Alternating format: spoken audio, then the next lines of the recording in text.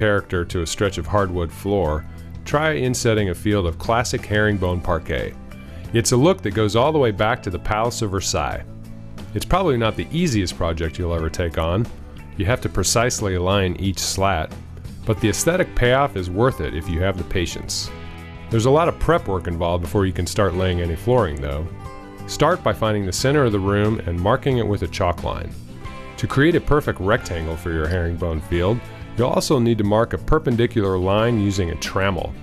That's a tool you can make yourself with a long strip of wood. Drill a hole for a pencil near one end and drive a nail through the other. Set the nail point of the trammel on the center line and swing the pencil to draw an arc on either side of the line. Reset the trammel on the other end of the line and swing it again on either side of the line to cross your first set of arcs. Notice where the two set of arcs intersect. Use a straight edge to connect those points. Now you have two perpendicular lines to work off of to create the rectangular border you need for your parquet.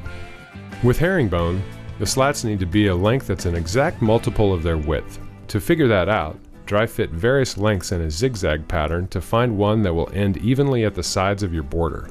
Then set up a stop block on your miter saw and cut a test slat to length. Just make sure to cut off the end with the tongue. Double check your slat length against a group of other pieces. Make sure they're all pressed together tightly and check that the test slat is flush with the edges of the grouped pieces. If not, make another piece and try it again. Once your slat length is dialed in, cut all the slats you need, again making sure to chop off the ends with the tongue. In order to make a herringbone pattern, your flooring slats need to have a groove on each end. Luckily, you can add a groove on the ends you just cut with a router. First though, use a groove in one of your slats to adjust your router bit. Then clamp a slat to your workbench and run the router along the end to create the groove. And then groove the rest of the slats. Now it's time to lay out your working lines. You need a parallel line on either side of the center line to use as a guide as you lay each slat. To set their distance, use a rafter square to mark a 45-degree angle from the tip of one board. Then flip the square over and draw another line from the opposite corner to intersect the first line. Now you've got a capital T on your board. Make a line from the intersection of the T, perpendicular out to the edge of the slat. Finally, from that point on the edge, draw a parallel line with the top of that T. This represents the center line that you already have on the floor. Lay the board on the floor with the last line you drew oriented right over the center line. Now mark the floor at each corner of the board at several intervals.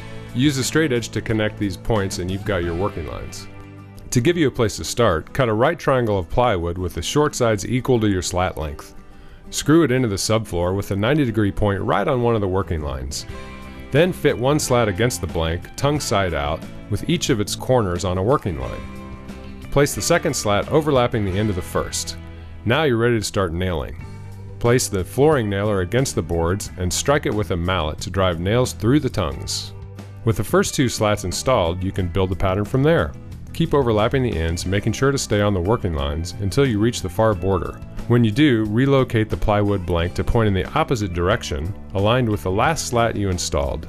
Now lay another row of slats coming the other way, fitting into the tails of the first row.